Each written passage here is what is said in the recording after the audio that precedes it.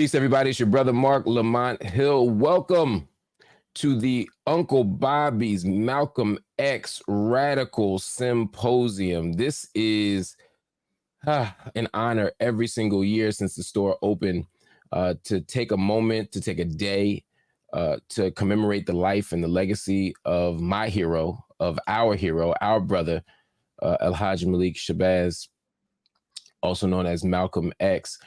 Some years we have had a day of events. Sometimes we've done one-on-ones. A couple of times during COVID, we did virtual. This year, we decided to go virtual, not because we couldn't bring people out, but because we wanted to have a single conversation. I was excited at the opportunity and the possibility of sitting down with the gentleman you can see right now. His name is Abdur-Rahman Muhammad. He is a historian. He is a filmmaker. He is a Malcolm X scholar, and he is our Malcolm X, our 2024 Malcolm X Symposium speaker. My brother, assalamu alaikum. So good to see you. Wa alaikum salam. It's a pleasure to be here.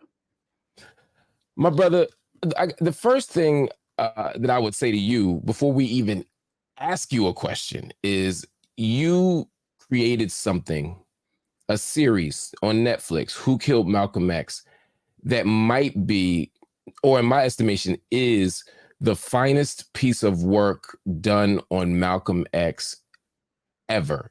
You advanced our understanding, you pushed our thinking, you opened up possibilities, you actually helped to solve a problem, which is not something we academics usually do. I just want to say, and I've told you this privately, but I want to say publicly that you did something extraordinary, and history will smile upon you for that. And I hope you know how valuable that project was for us and to us. Well, I mean, I really appreciate the compliment, Mark. You should know, and your audience should know, that it was a big team that put this thing together.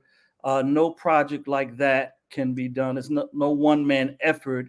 Yes, it is true that my research over many decades into investigating the assassination of Malcolm X was the foundation of the series. But in terms of crafting the series, there was a lot of help. We think Rachel Dretson, Phil Bertelson, Naila Sims, Shayla Harris. There were so many great filmmakers and producers and directors and folks that were on board for that. Six episodes. It was a lot of work, almost 3 years in production. And I do think that we have made our impact on the culture, on the history. In fact, it did correct the historical record. And we now know for sure who was responsible for pulling the trigger that took out the life of our great brother and our great hero, Alhaji Malik Shabazz, Malcolm X. First time on television that you ever see the face of the principal assassin, the first time in history. And for those who didn't see the series, since it does belong to history, it's not a spoiler. Can you, who killed Malcolm X? Malcolm X, in my analysis and what we present in the series, the dirtiest hands in the whole thing is the Nation of Islam. The assassins coming out of the Newark Mosque number 25 in Newark. That's where the hit team was organized and was put together. That's the mosque where they left from that morning to carry it out. And their hands are the dirtiest, the bloodiest. And that's a historical fact that they cannot elude. But secondarily, the New York City Police Department, who knew that Malcolm's life was in danger and just simply refused to protect him. And ultimately, in the final analysis, the United States government that stoked the fires, the embers of hatred against Malcolm through their COINTELPRO dirty tricks. They were bad actors in terms of influencing members of the Nation of Islam to a murderous pitch. And in that regard, they are equally as guilty as well. So it was a confluence, intersection, you may say, of those three entities, the United States government, the New York City Police Department, and in the final analysis, the dirtiest hands in it were the members of the Nation of Islam coming out of Mosque number 25 in Newark, New Jersey. There are many members of the Nation of Islam who would say that because of the government's involvement and because of the state police, or the New York police, excuse me, clear involvement, and we see more and more evidence of that every day, that we can't say definitively that the nation as an organization was responsible for the killing of Malcolm X. In other words, members may have done it, and we know some of them, right? But that they weren't doing it at the behest of the nation, but that they were pawns in a government game, that they were pawns in a federal government and New York police game. And at best, the New York police, even if they didn't conspire, they knew exactly who was going to do the killing, as you just said, and they just kind of watched it play out with, watch the government's plan play out. Why can't that be true? Well, the people who say this, Mark, are people who were never members of the Nation of Islam or were not part of the broader, shall we say, Sunni Muslim community in general. The Nation of Islam had the most motive to get rid of Malcolm. They had their own reasons that had nothing to do with the government's motives. Malcolm was seen as a traitor, as a Benedict Arnold. He was considered the chief hypocrite, and his blood was made halal or permissible. He was seen as a turncoat, someone who had scandalized Elijah Muhammad, a man that they say, raised him up and made him a international figure. That this was the ultimate betrayal. And they had very powerful motives. I've interviewed many of these people. I have even interviewed children of the men who carried out the assassination. And they will tell you, many of them get insulted at the suggestion that the government was responsible for Malcolm's assassination. They will tell you, we didn't need any help from the government to kill Malcolm, to assassinate Malcolm.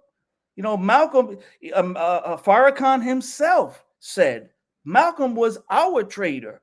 He was our traitor, not yours. And if we dealt with him like a nation deals with a traitor, what the hell business of it is yours? Yeah. Okay, that's the leader of the Nation of Islam today, Minister Louis Farrakhan. Those are his words. So go listen to what he says. Now, of course, just for clarity's sake, he wasn't the leader of the Nation of Islam at that time. He was a minister of a mosque in '65, right? He was he in Harlem at that point? No, he was in Boston. Boston. He was in Boston at that point. That's an interesting point, right? So, because Minister Farrakhan has said later that he helped to, he contributed to the climate, that he helped to create the climate that killed Malcolm X. Not that he was calling for the death or was complicit, but that he simply there was an environment that was created. Malcolm spent most of his time in the nation. It was a very short period of time that he was not in the nation. He leaves the nation and then dies by February of '65. Some say he wanted to go back. Some say he was writing letters asking to be put back. When he was silenced and removed, some say he wanted to go back. Again, I'm not asking this to be provocative. I'm really asking for clarity's sake, because I hear competing arguments, and I haven't been in the archive like you have. Tell me why how do we know that Malcolm wasn't actively trying to return to the nation? Because there was a moment where he was certainly trying to get forgiveness from the Honorable Elijah Muhammad. And there was a moment where he absolutely would have gone back to the nation. Why is that not the final or whole story?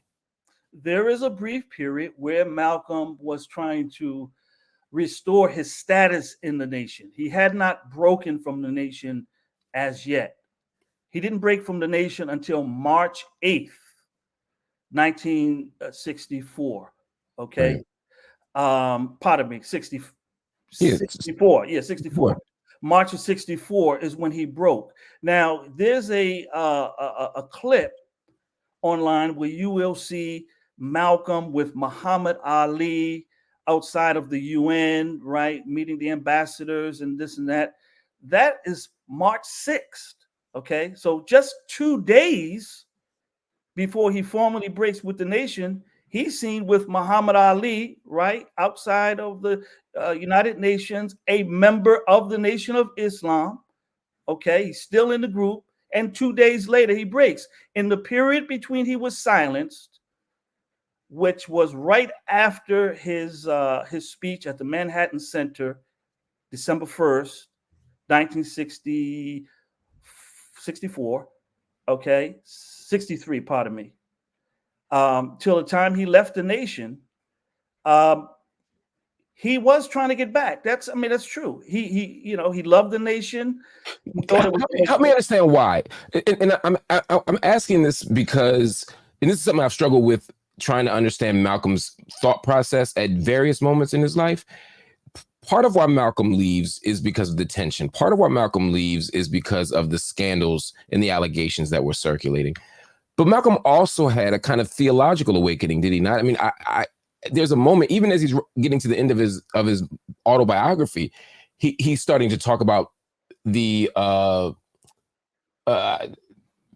Master Farad Muhammad. He's starting to talk about Elijah Muhammad's, the idea of him as messenger, the idea of Master Farad Muhammad as a kind of embodiment or God in person, which is the Nation of Islam's theology.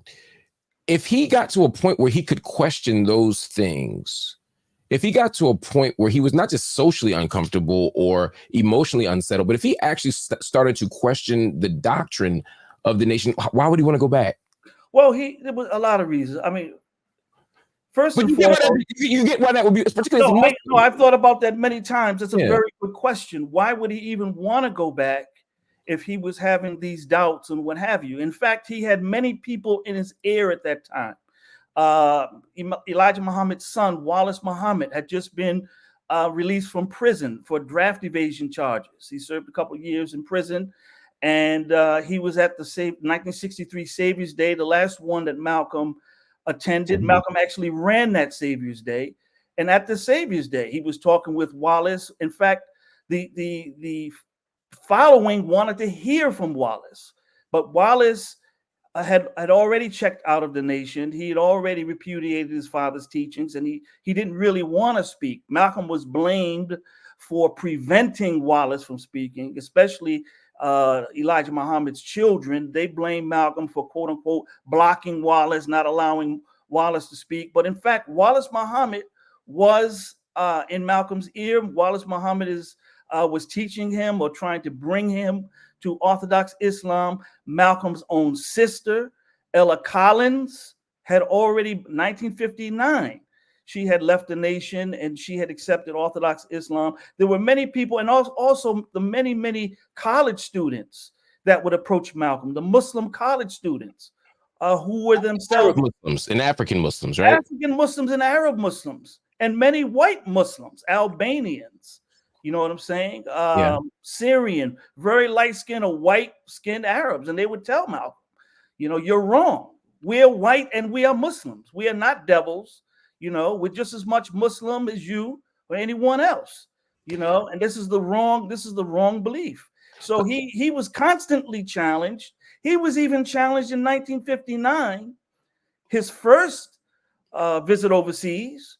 Yep, first time in Palestine, first time, yeah. Exactly, which is why, by the way, he doesn't write that much about it in his autobiography, because they were challenging him, okay? And it said Malcolm didn't even know how to make salat correctly. He didn't know how to perform the prayers correctly. There's a letter in the Schomburg Center, and their collection, a very fine collection, probably the best in the world, where Malcolm X wrote a letter to Elijah Muhammad. He said, we have to get our prayer game up. We have to teach these people how to pray right. Let me just take a second for the audience who aren't either Muslim or Malcolm X experts, but you said a couple of things that I think are important. I just want the audience to get some context for it. First thing is, one of the foundational beliefs of the Nation of Islam, as opposed to Sunni Islam, Arab Muslims, what some would say mainstream Orthodox Islam, it's just some fundamental differences, right? One is, I'm going to say the issue of Tawheed.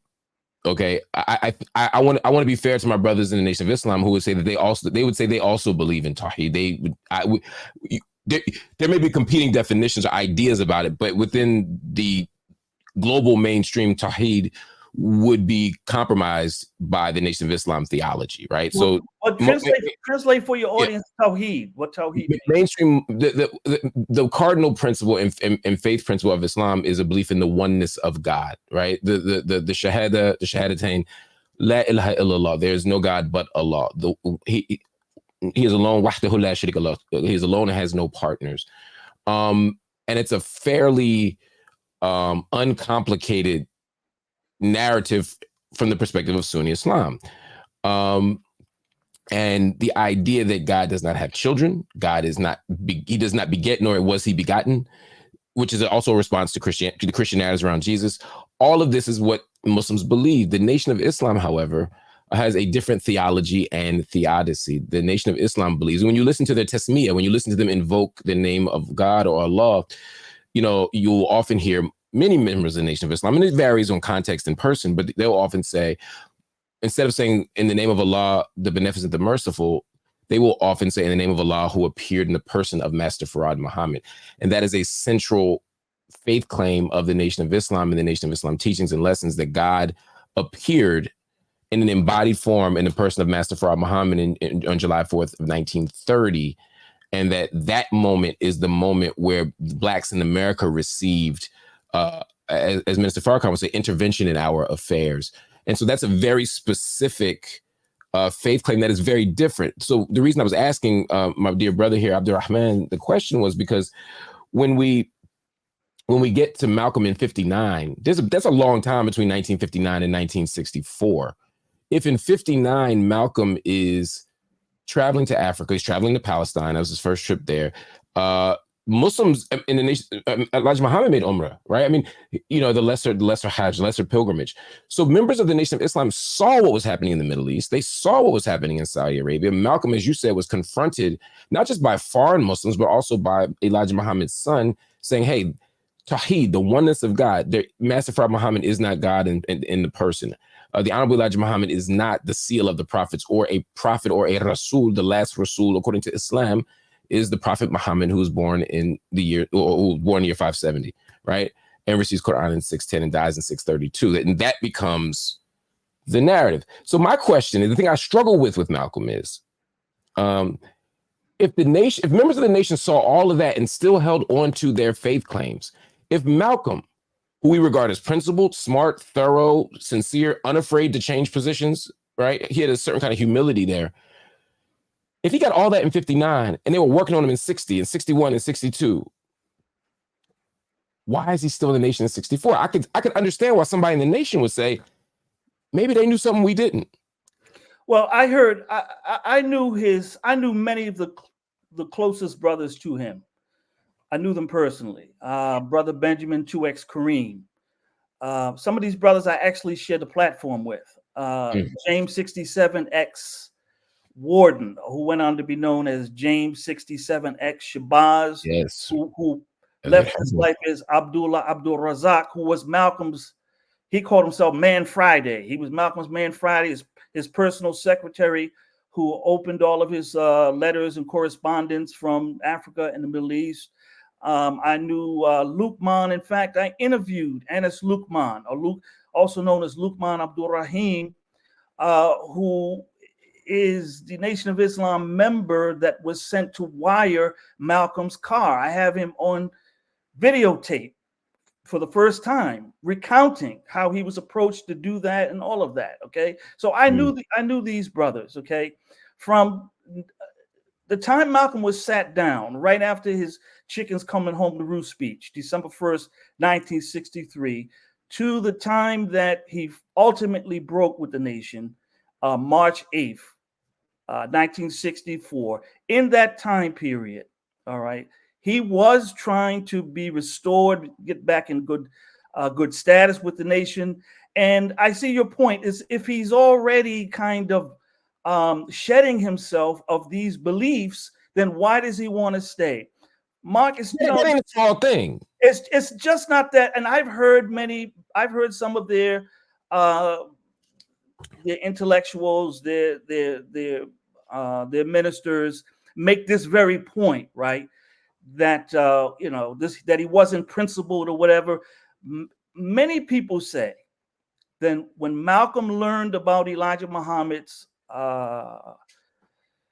illicit relationships, the women that he was having with these female followers in the movement, these young women he was siring these children with, that his faith was dashed, and he started to talk more. You listen to his sermons after he really got the truth of that matter. His sermons became more political and less religious.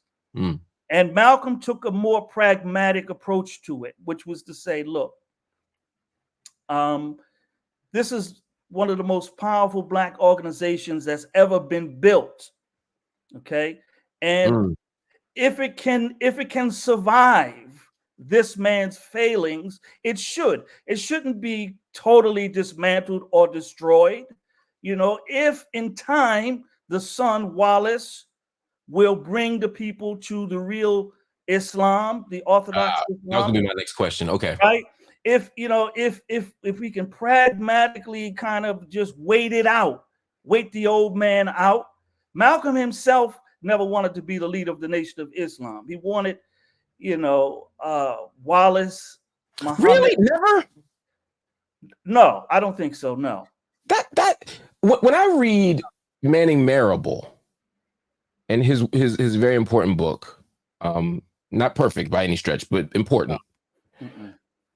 There's a way that we see a flash of ego in Malcolm and a vanity in Malcolm that obviously you don't get from his own autobiography. You ain't gonna find vanity in my autobiography either. And when I see it, it started to make sense to me that Malcolm did want to lead. And that's not a criticism of Malcolm. It's just, if I could see, if I was leading Philly, top of the clock, 12, if I'm leading 7, if I'm leading this mosque and this mosque, if I'm the national minister, if I'm the face and the spokesperson, and I knew that there was going to be a successor, I can't imagine why Malcolm wouldn't think that he should be the next person. Mark, Malcolm certainly wanted to help whoever would be the next man up, but that's not a role that he sought. He was a man who liked to go out and talk to the people. He loved to visit the college campuses. That's true. He loved to organize. He was a man of action. He wasn't going to be somebody sitting in Chicago. That's an administrative role too. That's an executive role stuck in an office. He was a speaker, man. He was an activist. He was a man of action. He never wanted to. In fact, let me tell you something. The only reason he agreed to do the autobiography of Malcolm X was he was trying to dispel that notion. In fact, that was the charge against him that was being leveled against him by Elijah Muhammad's children and the administration in Chicago, the officials in Chicago. That Malcolm, that's why, and in fact, that's one of the tactics that the FBI used to create hatred against Malcolm. Right. To plant the idea in the media that Malcolm was trying to, ascend to the leadership. In fact, 1963 Savior's Day, the only Savior's Day convention that Elijah Muhammad was not able to attend. He wasn't well. He had, bronchitis and whatever. He was in Phoenix, Arizona. And so Malcolm was allowed to run that entire convention, which was only for one day that year, because they were trying to squelch all the rumors about the children, and the scandal that was brewing. They didn't want the scandal to migrate to all the cities where the Nation of Islam had temples. So they only had the convention for one day. And Elijah Muhammad himself allowed Malcolm to run it.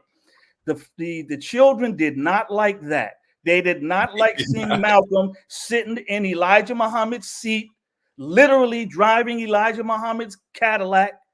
Okay. getting involved in the affairs of the quote unquote the family. They used to call him Smart Malcolm, Mice Malcolm, and they were literally calling Phoenix, complaining to Elijah Muhammad. Malcolm said this, Malcolm said that. Okay, but Malcolm himself, yes, he had an ego, for sure he did. Absolutely. I mean, what man of his caliber doesn't? Right. You know, when we all have ego. Negroes at Union Station in DC with a milk crate talking to 4 people that got ego. I mean, he's a giant. Yeah, one of the baddest orators America has ever produced. Yeah. His speech, The Ballad or the Bullet, was ranked by a group of scholars of American rhetoric and oratory of the top 100 speeches in the 20th century. The Ballad of the Bullet is number 7. Right. This is a man who had no college education, a man whose education was books, he said, you know, self-educated, autodidact. So yeah, he had an ego, but also keep in mind too, you know, his income was based on the nation. You know, I mean, he had nowhere to go. I mean, he didn't have any kind of career path outside of the nation, other than, you know, some speaking engagements and what have you. So he was trying to figure it out. So the reason the Nation of Islam, these people said he was trying to come back after March 8th. He was not trying to come back. Okay, after March 8th. April 8th, 1964, he took his Shahada at the Islamic Federation. We have that document. See, this is another interesting point, right? So you said April 4th. April 8th. April 8th, excuse me, of 64, sorry. Yep. He takes his Shahada. Now, he stood up in prison. He became a member of the Nation of Islam. He was in prison 46, so it's not exactly clear when he was officially a member, but would you say about 48? Would that be accurate, roughly accurate? Yeah. Give or take? Accurate. Yeah. So from 1948 to 1964, he identifies as Muslim. He is Muslim. He declares his faith. Is this like one of those, I don't know, I don't call it purifying, but how did he understand Shahada in 64 if he had already stood up and declared his faith in Allah and the Messenger? Was that like the definitive like rebuke of the Nation of Islam, or was there something else going on? Like, I'm trying to understand how he makes sense of that in 64. Well, by 64, he was very seriously studying traditional Islam.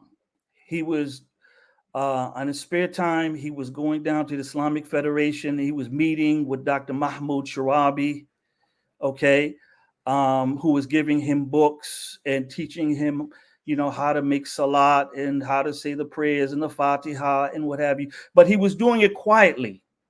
He was doing it quietly. And what's very interesting, Mark, is very interesting. And don't let me forget to tell you about the tape, because they rely on a tape. There's a tape that's been circulating for years of Malcolm essentially pleading with Elijah Muhammad to come back. Please allow me. You know, I could not have. This is the basis of my question. Is that yeah, I know it was. I never got around to it. It's like, you know, there's a tape that's been out for many years where and it's online, so you can listen to it, you know, on YouTube or what have you, of Malcolm pleading with Elijah Muhammad, saying there's no way I could have done what I did without believing in W.D. Farad, believing that he is God, and so on and so forth. Okay. He was trying to come back. But by March 8th, see, by that time, he wasn't out yet. See, he was being silenced, right? He couldn't speak. And so he was writing letters to Elijah. He sent these tapes. Now, I agree. To some extent, I have to agree, and I've reached this conclusion that there is a disingenuousness in it. Yeah, this was a business decision. I mean, we have to be honest, right? Yeah. We have to be honest. Okay, we have to be honest. In his own autobiography, right? Wow, great minds think alike, right? Yep. In his own autobiography, he said that once he learned about Elijah Muhammad's children and all of these women that he was having these children with, right, that he sat down with Wallace, Elijah Muhammad's son, who by this time had, totally repudiated his father's teachings. Right. And they said, we have to come up with a way to protect the nation from this type of information leaking out. It would surely leak out. The people, the following will lose their faith. They'll fall away and the nation will be destroyed. So we have to formulate a new doctrine that will allow the members of the Nation of Islam to continue, to follow Elijah Muhammad and to accept what can only be called corruption and hypocrisy. And and what they came up with, this is doctrine of a prophet's good deeds outweigh his bad deeds. That's going to be the new teaching. A prophet's good deeds outweigh his bad deeds. In other words, when Noah gets drunk. Noah got drunk in the Bible, right? Lot supposedly laid down with his own daughters. They said that David sent the husband of Bathsheba to the front line, right, to be murdered so he could have her, and so on and so forth. Okay, now these are all claims that the Quran and Islam rejects, but be that as it may, they took this from the Bible mostly, right? This was going to be their new doctrine. Right. And so, yeah, I've always struggled with that as well. But what it really boils down to is Malcolm had a good motive. The motive was to protect this organization, right, from the failings of Elijah Muhammad. And in fact, Malcolm threw out he threw out the olive branch. And I'll tell you why. Listen to what I'm saying, because this is very important, because we received this information in a disaggregated way. All right. And we don't really understand the chronology. April 8th, 1964, Malcolm took his Shahada at the Islamic Federation. We have that document. But then he's going to give his second Ballot of the Bullet speech on April 12th, the day before he makes his pilgrimage. Yeah. He had already given it once, the first time at the Corey Methodist Church on the 3rd, right, in Cleveland. That's really the first time. That's recorded as the first time he delivered that speech. The Ballot of the Bullet speech that you hear most often online or whatever is his second version of that speech. The first version is almost inaccessible. I mean, I have a copy of it, but it was very difficult to get. You can't barely hear it anymore. Yeah, it's in Malcolm X Speaks, right? That's the version of Malcolm X Speaks, but that's not the version that you hear online. Okay, somehow it's been taken out of circulation. But on April 12th, 4 days after he took his Shahada at the Islamic Federation, accepting Orthodox Islam, and he gives the Ballot of the Bullet speech, listen to what he says. This is in Detroit now. He says, I'm still a Muslim. I still believe that, Elijah Muhammad's solution, to the problem is, I'm the best solution. And so he pays homage to Elijah Muhammad. The exact words, I mean, but the political program, he doesn't make a declaration of faith. Yeah, but he says, I'm still a Muslim. And he pays homage to Elijah Muhammad. He doesn't say, in other words, Mark, here's your point. He doesn't, after he takes the Shahada, he doesn't go out blasting Elijah Muhammad. He's a false prophet. He's a fraud. The things that he was saying, like let's say February 15th, the day after his home got firebombed, you know what I'm saying? And he's not even a man, much less a divine man. He's running around with all these young women. How can you be, 60-something years old and you got all these young women? Right? He's blasting, he's spitting fire, right? But when he broke, even though he no longer believed in that creed anymore, he no longer believed in that doctrine, he still was paying homage to Elijah, right? He didn't repudiate him. And then he went on his pilgrimage. So, the whole situation was quite fluid. And that's the point. But no, the answer to your question, where this all began, is Malcolm was not trying to come back to the nation. Yes. Not at all. There's so much evidence that there's so much counter evidence to that it's ridiculous. And I'll get into that if you want me to, but let's continue. There's a mountain of evidence that Malcolm was not coming back to the nation. People are going to have to take one of your courses to get that level of depth and detail. And I want people to do that because what you offer, when you teach on Malcolm, is incomparable. I want to cover just two more things before we go, because I know it's funny. As you were talking, like, this is how our conversations end up being 2 and 3 hours long on the phone, because what one question at one point goes so many interesting places because there's so many dots to connect.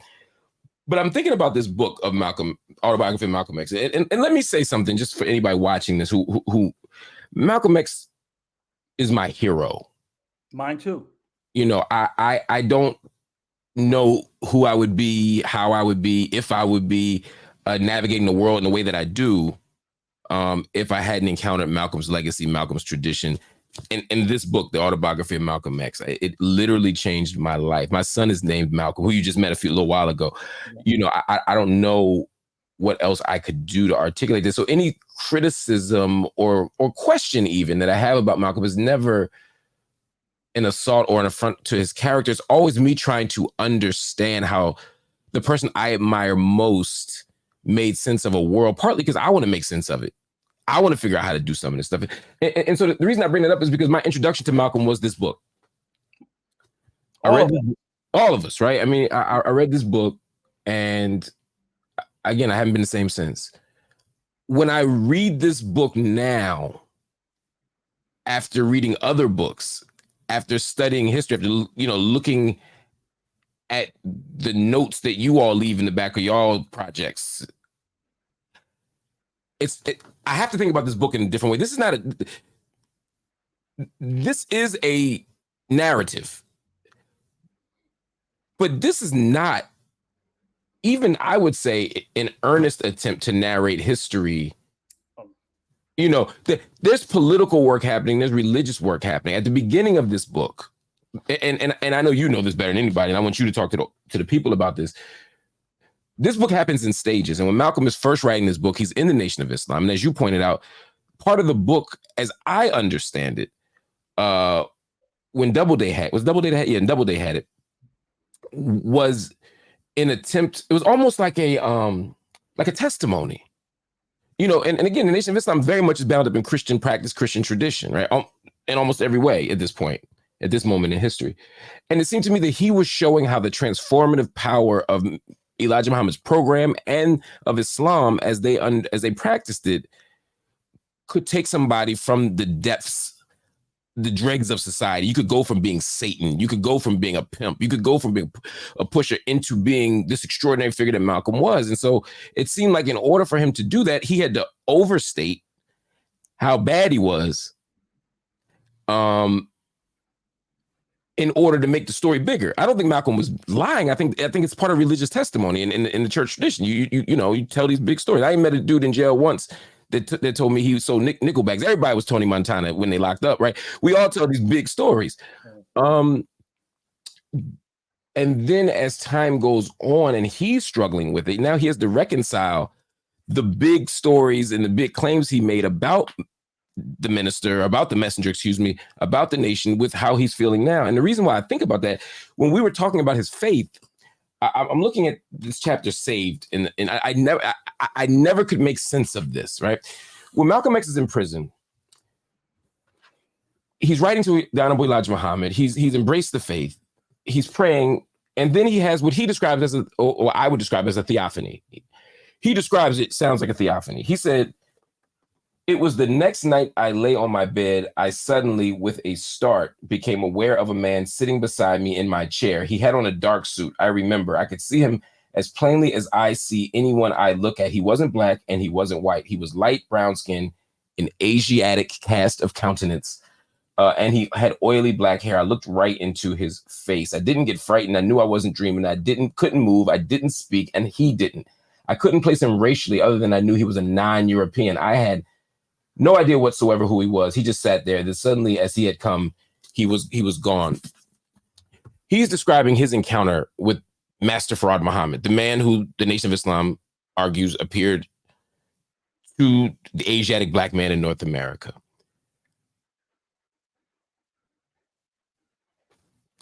Something's got to give here.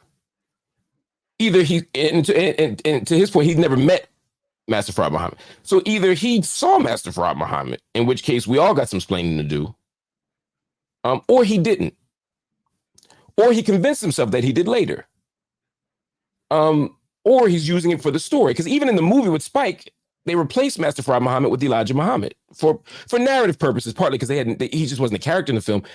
But I also had to think through that. So I guess my question is, when we see moves like that, stories like that, what is happening? What is Malcolm attempting to do with this book? Is he? That's the question. What is Malcolm attempting to do with this book when he tells us things like that? Well, he had his own motive for agreeing to this book project. Okay, Alex Haley had his own motives, and Malcolm had his own motives.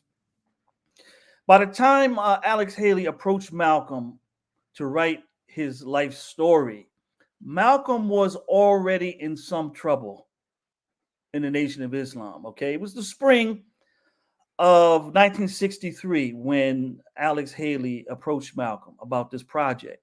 Alex Haley didn't know that Malcolm was in trouble. Malcolm already at this point knows about Elijah Muhammad's women and children, these relationships and these babies. He's certainly already talked to Wallace and everything, and they tried to disseminate, at least Malcolm did. He tried to disseminate the new doctrine that a prophet's good deeds outweigh his bad deeds, right? But it backfired on him. All right. He thought he was revealing something new to these ministers, mostly on the East Coast, right? Louis X, who was Louis Farrakhan, Jeremiah Shabazz in Philadelphia, Lonnie X. Cross in Washington, D.C., Captain Joseph. He thought that this was like some secret that he was protecting, right? But now he's going to share it with these ministers so that they can promulgate the new doctrine. Come to find out, they all knew about these children. They knew all of this. They knew Elijah Muhammad had women. They knew he had children, right? It was no secret to them, to the ministers, right? But what they did was they stabbed Malcolm in the back. And they got on the phone and called Elijah Muhammad and said, Malcolm is sharing your personal business, your domestic life with the followers. He's trying, he's trying to disrespect you and take you down by spreading, all of this information, right? And so Elijah Muhammad summoned Malcolm and said, you go back and you put those fires out that you started.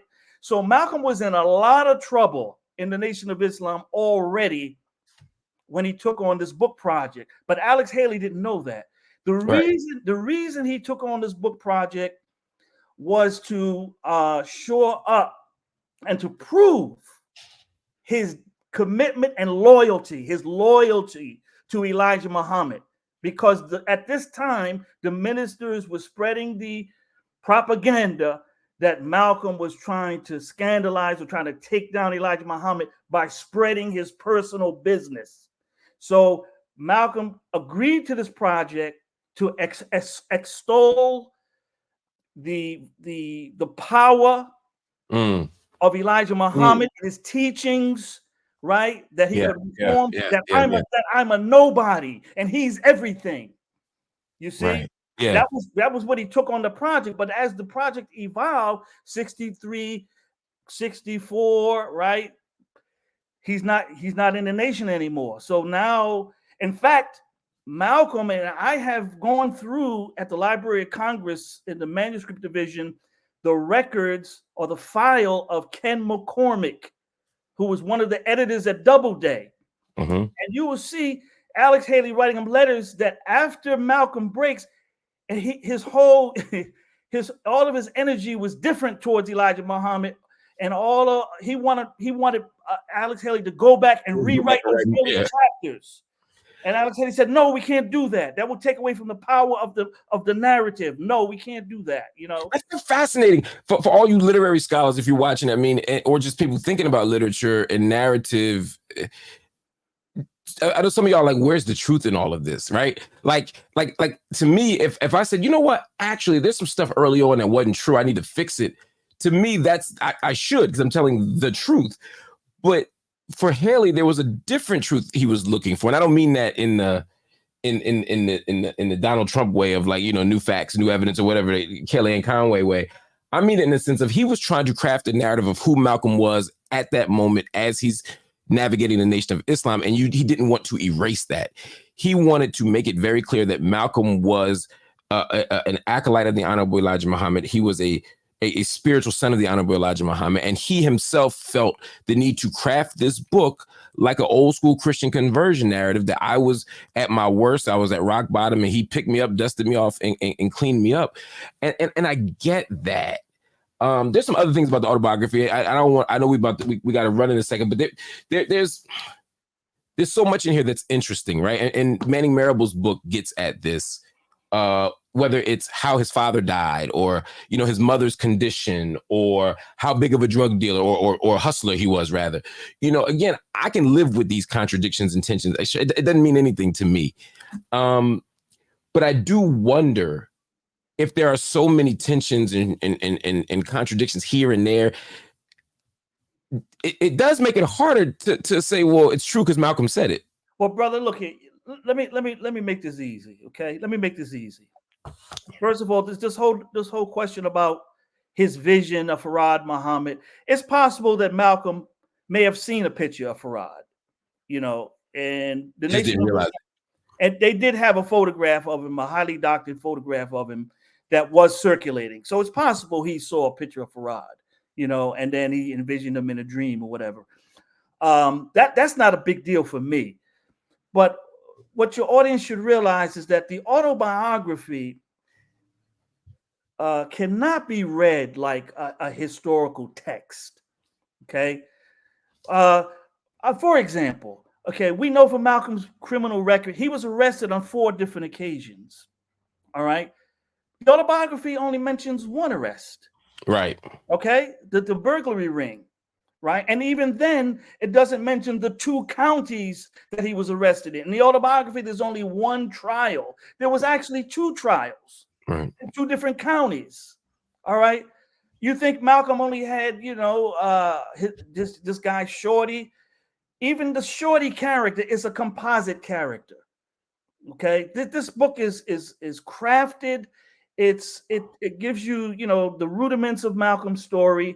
It's very powerfully constructed and written. We're learning now, and more is going to come out, that when the book was turned over or sold to Grove Press, because Doubleday did not publish it.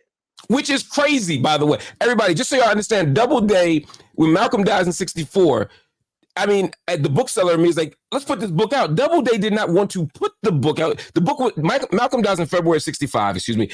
The book's supposed to come out that October. Doubleday didn't want any parts of putting out a book on Malcolm X. They thought it was too controversial, too dangerous.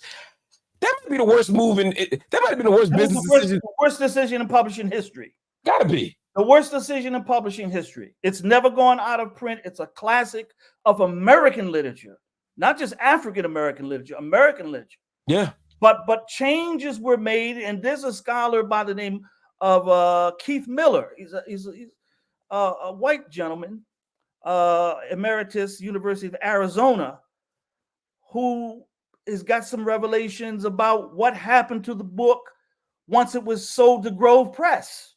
Oh, yeah. I've never heard that before. Oh, yeah. There's going to be some more coming out about that. But in the final analysis, though, I mean, the autobiography of Malcolm X, it can't be read like just a straight history, like the way we do history. You know what I mean, with the straight chronology, and it can't be read that way. It can't. It's not that. If it's not history, if it's not, I don't want to call it fiction. It's closer to a memoir. It's not a memoir because you know, it purports to go over his entire life. Right. Memoir normally will just, you know, take out a segment of a person's life. Right. But it can't be read like an academic biography. It's not that.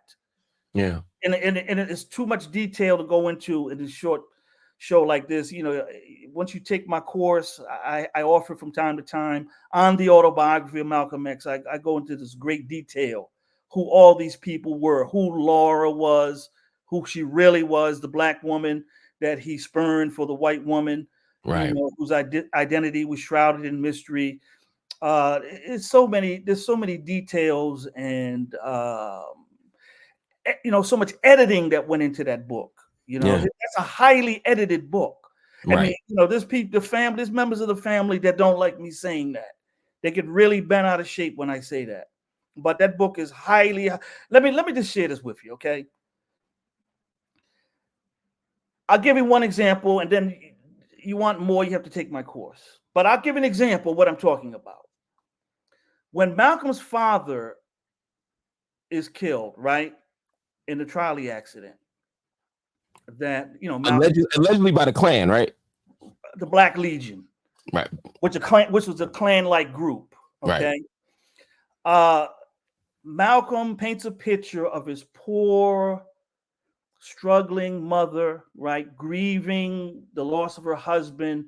And Malcolm says something like, you know, I just looked at my mother and she's thinking, how is she going to raise all of these 8 children?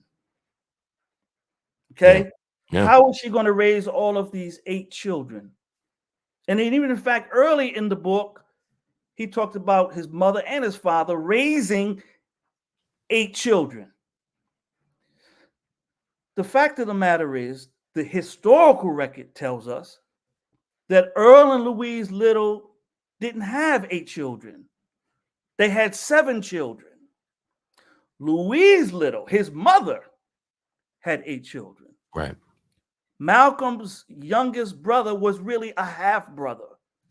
It was he was the son of the man that his mother met several years after his father was killed. But Malcolm, right, not wanting to kind of reveal, you know, his mother's, Being protective of his mother. he's protecting his mother. He's conveying respectability on her. There was a stigma on unwed motherhood, right? And he's protecting her, so he's attributing her last child to his father, Earl Little. But that's not Earl Little's son. Okay. And in fact, it took until the latest biography by Les Payne before we even knew that man's name. His name was Page, I believe. Yeah. Okay. So we didn't even know that man's name. But so it's things like that. The way he portrays his sister Ella, who was a character. I mean, Ella was a real piece of work in real life. Okay. I mean, and it's no, I mean, the history, it's in the books now, you know, had a long criminal record, many arrests, right? But you don't see any of that. You never know. She's got all this property in Boston and what have you. You never learn how she got the property. You never learn what did she do. How did this young woman, Ella was only 26 years old when she came to visit them in Lansing when his mother was in Kalamazoo State Mental Hospital. She was only about 26 years old. She was already on her third husband. She was working on her third husband, who she met when she made that visit, Kenneth Collins. All right, her last husband. That's how she became Ella Collins. That's the name I know her as. Yeah. Right. She met her husband, Kenneth Collins, her third husband, when she made that visit to look after her half siblings who she believed were being raised by white families. That's what bothered her. She was a Garveyite too, like her father. Right. And she was really disturbed that her half brothers and sisters were being raised by white people, which they were not, by the way. They were given, the only one being raised by a white family was Malcolm. The other ones were given to African-American families. Gotcha. All right. Yeah, go ahead. We gotta, I'm looking at the time. We only have like 2 minutes. Okay. But, and I appreciate your time and value your time. I gotta ask you the question I intended to start with. We just got somewhere interesting and kept going. Who is Malcolm X to you? Who is Malcolm X to you? Malcolm X is He's a great leader. He's one of the most articulate, courageous voices that Black America has ever produced. He's an honest man. He's a man of integrity. Um, he said that if I'm to be remembered for anything, let me be remembered for sincerity. Right? Try not to cry, man. You see, the thing is, I'm just reminding you of things, all these things that you know. If I'm to be remembered for anything, I want to be remembered for being sincere. He said, even when I was wrong, I want you to know I sincerely believe that. Right? But he had the courage to change and to always interrogate his beliefs, right? And his philosophy. 3 days before his assassination, he said, and this is in the autobiography, he said, right now I'm man enough to tell you that I can't put my finger exactly on what my philosophy is, but I'm flexible. Okay, so he was a man. He was a man who was just an average brother, sister like ourselves, you know. And he rose himself up, as he would say, out of the mud, and he made a huge impact on our struggle, and he paid a price for it with his life, and we honor him for that. And he's going to be next year. He's going to be 100. He's 99 tomorrow. Or his birthday, or when we air this. I don't know when you're airing this, but it's for those, we're recording this on Saturday the 18th. It's going to air on Sunday the 19th. It's on his birthday. We want people to see it on his birthday. We're going to see it on his birthday. So when this airs, he'll be 99 years old. Oh my God. And he's a great leader, and we love him. And he was taken from us way too young, but you know, Allah knows best. May he be blessed with the greatest and the highest place in paradise. And you know, his legacy is secure, and I feel grateful and gratified to have played a role in bringing his name before a younger generation. I have nothing to add to that. You summed it up beautifully, my brother. I'm always overwhelmed when I think about who Malcolm X was. And I think the beauty of his legacy for me is that we know he's not perfect. He didn't have to be. But he grew, and he changed, and he evolved, and he matured. And as he did, he became more courageous, more honest, you know, more committed. He's a model of what's possible. And I'm so grateful to be in community with brothers like you who didn't do a small part, did a huge part in helping us know who Malcolm is.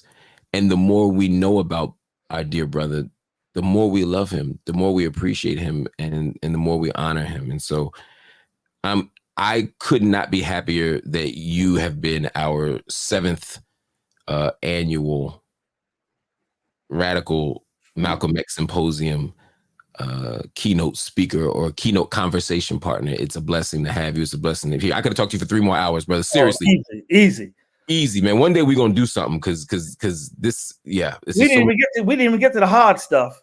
Not even close. Not even close. But my brother, thank you for joining us. My pleasure. Tell everybody where they can find you, where they can access stuff. I know Netflix, they can get the documentary, but I want people to take these classes with you. Where do they go? I'm going to be launching the autobiography of Malcolm X course again this summer. All you have to do is reach out to me on my website, Abdur-Rahman and I'll let you know when we're going to be launching that. Also, I'm preparing now for Malcolm at 100. So if you'd like to, invite me to your organization or your campus for that year, again, reach out to Abdur-Rahman.com. Also, I'm on Instagram, Arm Legacy. at Legacy, and we'll see. We'll see you then. All right, my brother. Assalamu alaikum rahmatullahi wa barakatuh. Everybody, thank you so much for joining me. We'll see you next year for the 8th annual Radical Malcolm X Symposium. We'll likely be in person again with a whole day of events. But please understand that what you got today was a day full of knowledge, a day full of resources, a day full of inspiration, a day full of critical questions. And that's what this day is all about: reviving and restoring and sustaining the radical legacy of our dear brother Malcolm X. We'll see you later. Peace.